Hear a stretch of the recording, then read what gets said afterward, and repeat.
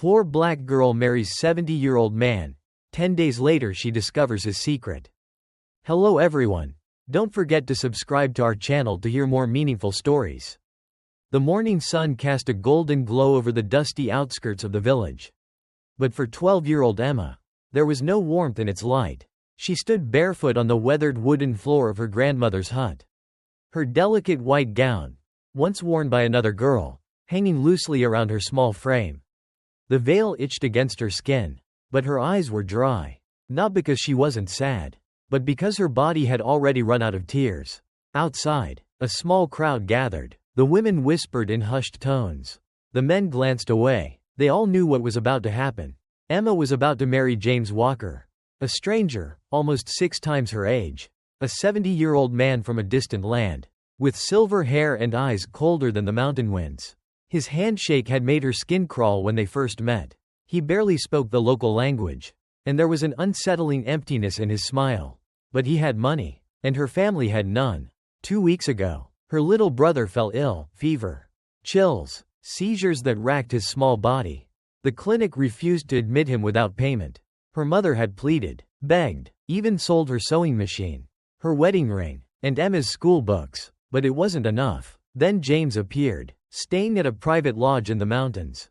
An American businessman, they said, but no one knew his purpose there. He wasn't a missionary, didn't speak of charity. He had cash, and when he saw Emma walking barefoot through the market, buying medicine with the few coins she had left, something in his gaze lingered. The next day, he arrived at their home with an offer. A bride price large enough to cover her brother's treatment and enough left for rent, food, and clothing for a year. Her mother had screamed, thrown things, refused, but as her brother's fever worsened, they had no choice. And Emma, barely past childhood, whispered the words, "I'll do it." The ceremony was small. Her grandmother tied a thin string of beads around her neck. James wore an expensive black suit. His smile tightened and spoken. When the elder asked if he took Emma as his wife, he simply said yes. She remained silent. There was no kiss, no joy, just a nod, and then silence. That night, Emma sat on the edge of a clean bed in a strange guest house. The foreign smell of fresh linens mixing with the strange quiet that filled the room. James sat across from her, engrossed in a book written in a language she couldn't understand. His presence was cold, distant, like an immovable statue. He didn't come close, didn't touch her. Instead, he handed her a bowl of soup. His voice soft, almost too soft. As he said, "You should eat." Emma hesitated, staring at the steaming bowl in her hands. It felt like the first real words he had spoken to her. But they were wrapped in a kindness that made her uncomfortable, as if the care he showed was another kind of distance. She ate in silence, her eyes drifting to the window, where the moon cast pale shadows over the unfamiliar landscape outside. That night, James locked the door between their rooms from his side, leaving Emma alone in the dark. She didn't sleep. Instead, she sat with her legs pulled to her chest, her mind swirling with confusion. What did he want from her if not what everyone else whispered about? The next few days unfolded like a dream, strange and disorienting. James never raised his voice, never touched her, never looked at her with the hunger or pity she had expected. Instead, he treated her with the kind of care she wasn't sure how to process. As though she were something delicate, something valuable. He gave her a room of her own, filled with soft colors and clean dresses. He served her tea at exactly 4 p.m. each day, with honey and a small cookie wrapped in linen. She didn't know what to make of it. This wasn't what she had been prepared for. She had expected cruelty, silence, perhaps even worse. But this was unfamiliar, and it scared her more than anything else. On the third night, Emma couldn't shake the feeling that something was off. She lay wide awake in her bed, the soft rustle of the sheets the only sound in the stillness of the room.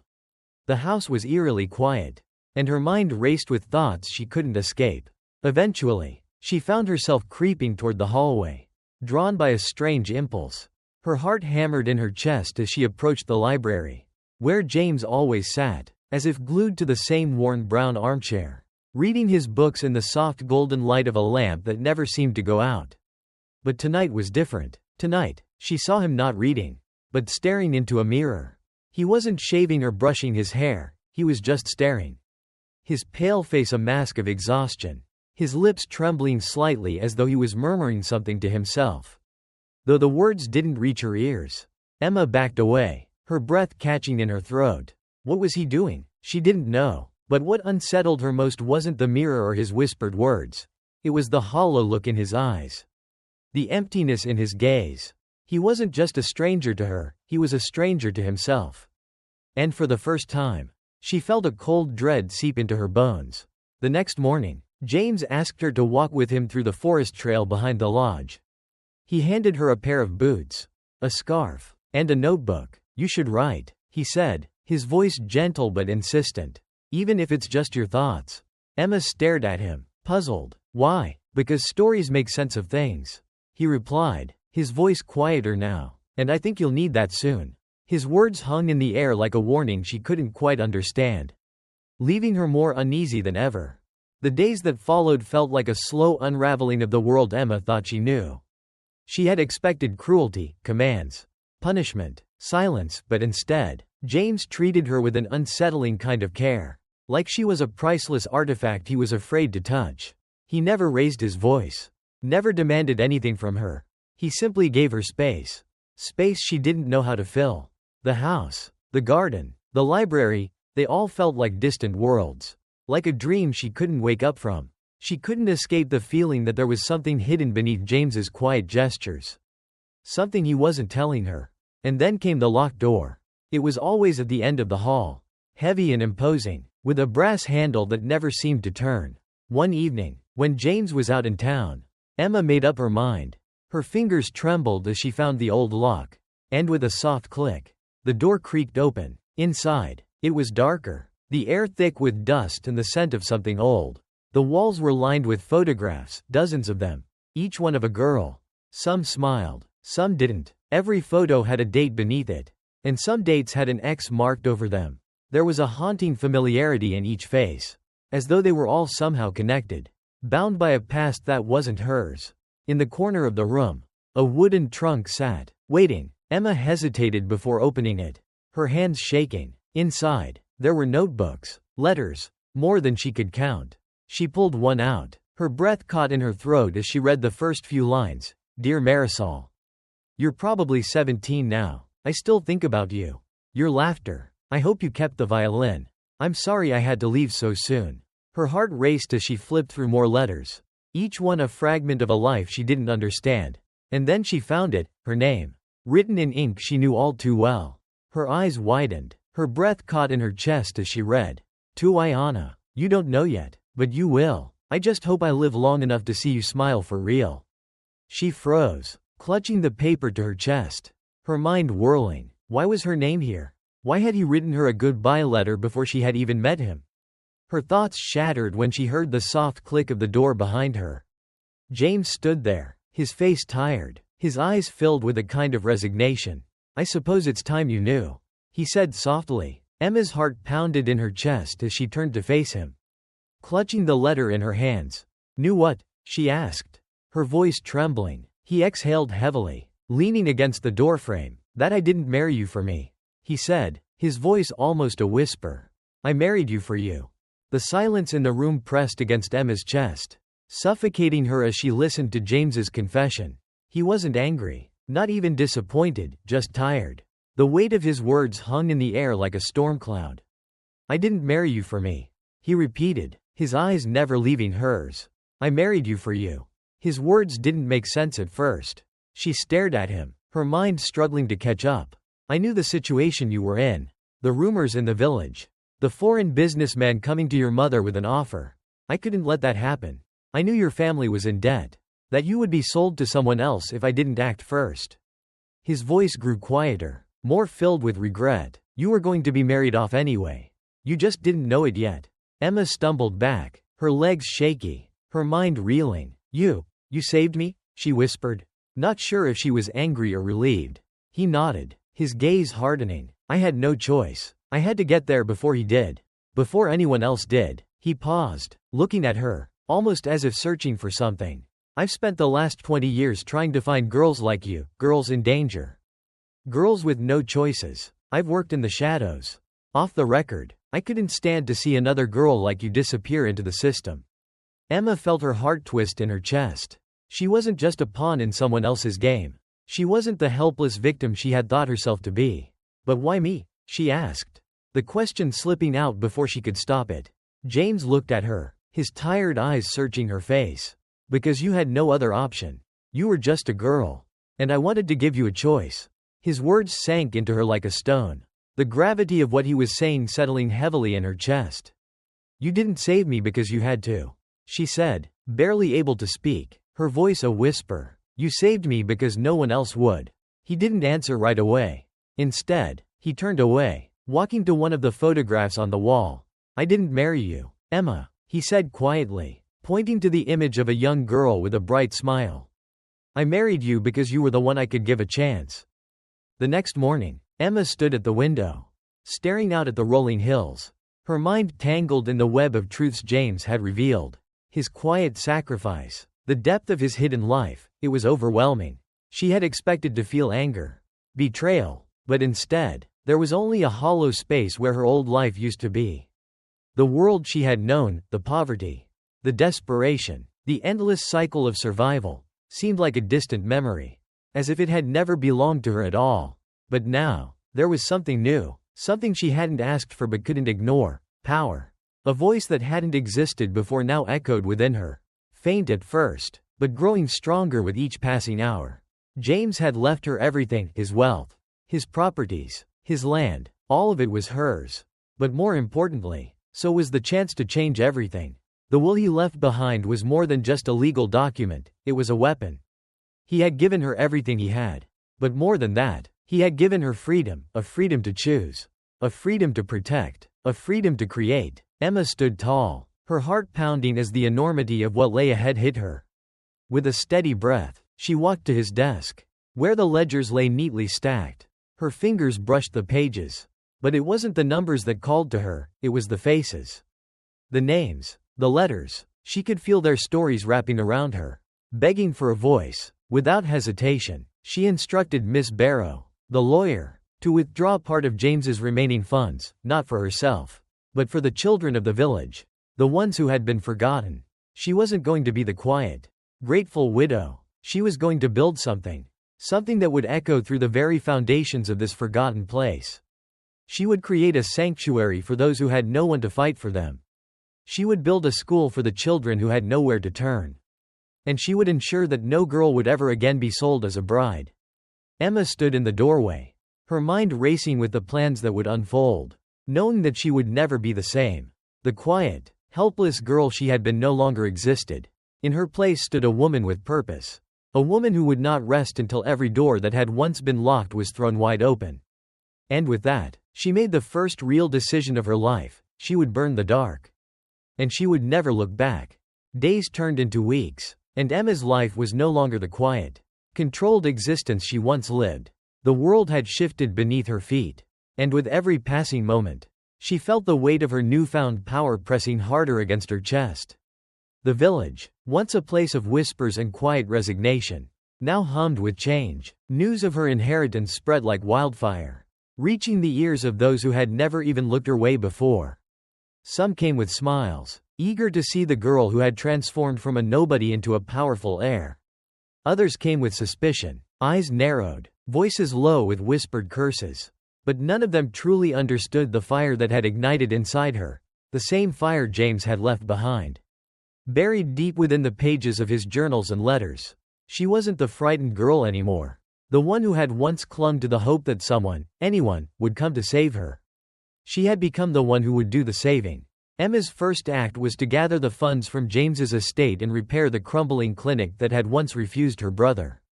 She poured her money into the walls of the building, ensuring that it would never again turn away someone in need. The second act was more personal. She built a school, brick by brick, where children could come to learn without fear.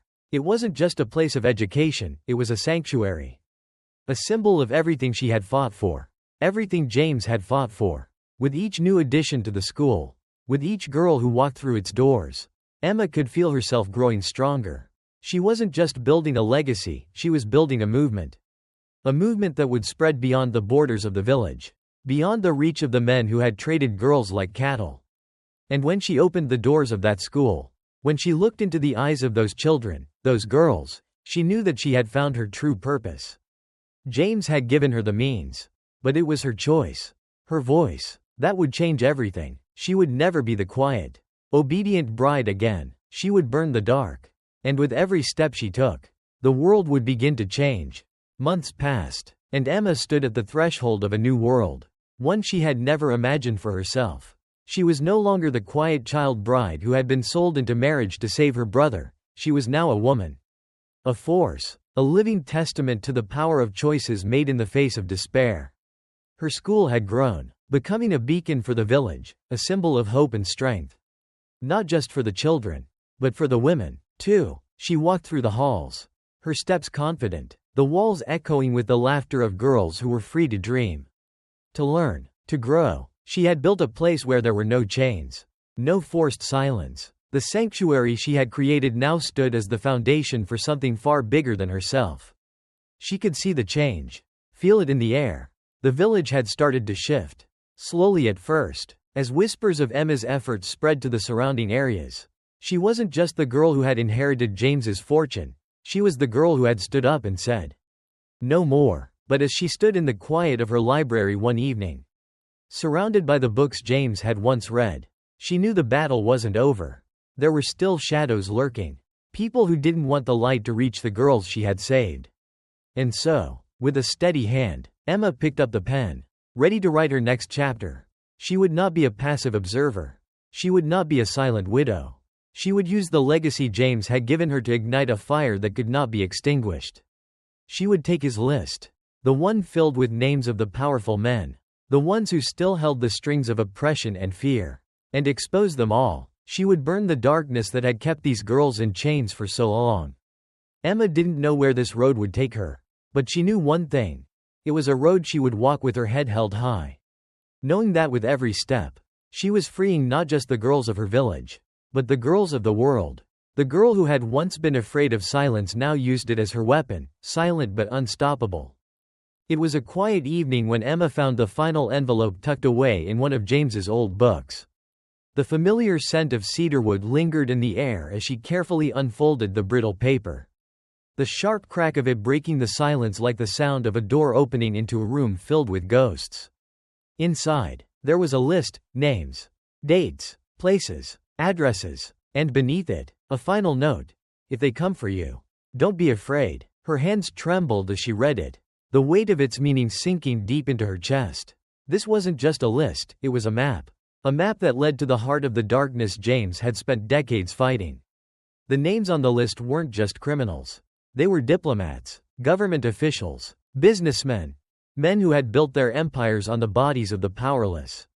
She recognized some names. Others were unfamiliar, but each one of them had ties to the networks of child marriage, trafficking, and exploitation. These were the men who had bought and sold girls like cattle. The same men who had looked away when Emma's brother lay dying. The same men who had never once spared a thought for the lives they destroyed.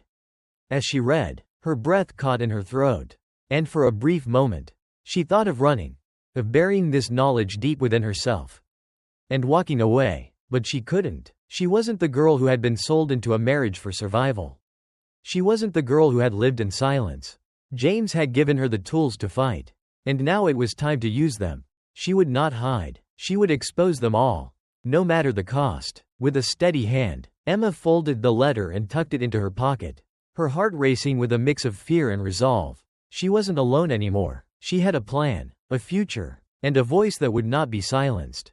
The next step was clear. She would take the list to Miss Barrow, and with her help, they would bring down the men who thought their power could never be questioned. And as she walked to the door, her thoughts turned to the future. To the girls she had saved and the ones still waiting for someone to fight for them. James had given her the final push. Now it was time to burn the darkness. A year had passed, and Emma stood before the school she had built with her own hands. The place that had transformed not only the village but her very soul. The laughter of the children echoed in her ears. A sound that no longer felt like a distant memory of something she had once longed for. It was real, tangible, alive. She had built this school as a sanctuary. A place where girls could learn, could dream, could be free. But it was more than just a building. It was a symbol, a symbol of everything she had fought for. Everything she had almost lost. The air around her seemed to hum with purpose as she walked the grounds, her eyes falling on the girls who had gathered in the courtyard. They were no longer just students. They were survivors, fighters, the next generation of voices that would carry the torch forward. Emma had kept her promises, to protect them, to give them the life they deserved, to make sure that no girl would ever be forced into a life of silence again. But as the sun set behind the school, casting long shadows across the courtyard, she knew that her journey was far from over. The fight wasn't just for the girls in the village. It was for every girl in the world. Every girl who had ever been bought, sold, or forgotten. The Langston report had become a weapon, a dossier that had exposed the powerful men who had thought they were untouchable. Their names were out there now, their crimes laid bare for the world to see. Emma had made sure of that. Her name, once whispered in the dark corners of the village, was now known worldwide. She had spoken at the United Nations, helped change laws in multiple countries, and stood before courts where traffickers trembled at her words. But none of that mattered as much as the girls she saw before her now. They were the reason she had started this fight, and they were the reason she would keep going. As she stood in front of them, a soft breeze moving through the trees, Emma smiled for the first time in a long while, the weight of the world lifting from her shoulders. She had given them more than just freedom. She had given them hope. And as she spoke to them, her voice steady and strong, she knew that the fire she had kindled would never die. "We will never be silent again," she said, her words carrying the promise of something far greater than herself. The girls cheered, their voices rising in unison. And for the first time in a long while, Emma felt the power of that silence. The silence that had once held her captive, now becoming the loudest voice in the room. She was no longer a girl trapped by fate. She was a woman, a warrior, and she would fight until the world knew their names. Emma's journey teaches us the power of choice and the strength of the human spirit. Despite her early struggles and painful circumstances, she transformed her life and the lives of others through courage, resilience, and the pursuit of justice. Her story reminds us that when given the chance, every person can become a force for change. By standing up for what's right, we can create opportunities for those who have been silenced and forgotten. If Emma's story has inspired you, don't forget to like, share, and subscribe to our channel for more powerful stories that make a difference. Your support helps us bring awareness to important causes and inspire others to take action. Join us in spreading hope and change. Together, we can make the world a better place.